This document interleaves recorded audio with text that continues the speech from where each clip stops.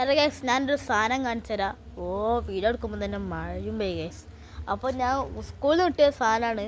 അപ്പോൾ വളർന്ന് വന്ന് കാണിച്ചു തരാം ഗൈസ്. സെറ്റ് സാധനമാണ്.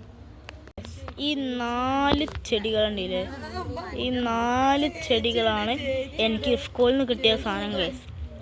ഈ സാധനം കണ്ടോ? ഇതാണ് ഗൈസ് വൈതനങ്ങ. ഇതിപ്പം കൊണ്ടുവരുമ്പോൾ എത്ര ഉള്ളേനി. പിന്നെ ഞാൻ ഇതിക്ക് വളമൊക്കെ ഇട്ടെടുത്തിന്. നല്ല അടിപൊളി ഇതാട്ടോ ഗൈസ്. അത്രയൊക്കെ ഉള്ളേനി. അത് ഞാൻ വളം കാണിച്ചു തരാം. അതാണ് ഗൈസ് അതിലുള്ള വളം.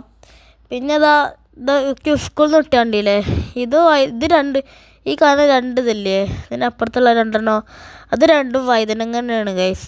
2 വഴുതനങ്ങ തന്നെയാണ്. പിന്നെ ഈ കാണുന്നതാണ് തക്കാളി. ഈ തക്കാളി കൊണ്ടുവരുമ്പോൾ തക്കാളി തന്നെ ഏറ്റവും ചെറുത്, ഒരു ലേശം ഒത്തിരി ഉള്ളതിന്. അതിപ്പോൾ വലുതായിക്കണ്. പിന്നെ കാണിച്ചു തരാം. ഇവിടെ പിന്നെ മുളകുണ്ട്. പിന്നെ തക്കാളി അത്രയൊന്നും പെട്ടെന്ന് വളരുവോളം ഗൈസ്. കാരണം തക്കാളിയൊക്കെ വലുതല്ലേ, അതുകൊണ്ട് കുറച്ച് വലുതായിട്ട് അത് വളരുള്ളൂ.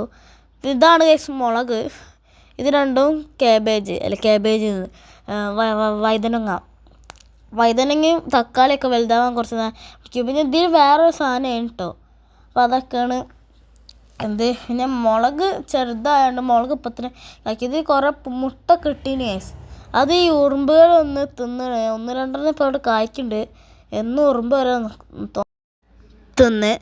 പിന്നെ ഈ തക്കാളി ഈ വഴുതനങ്ങ ഉണ്ടാവില്ലേ, ഈ തക്കാളിയിൽ നിന്ന് ഉണ്ടാക്കണ ഈ തക്കാളി ചോറ്, തക്കാളി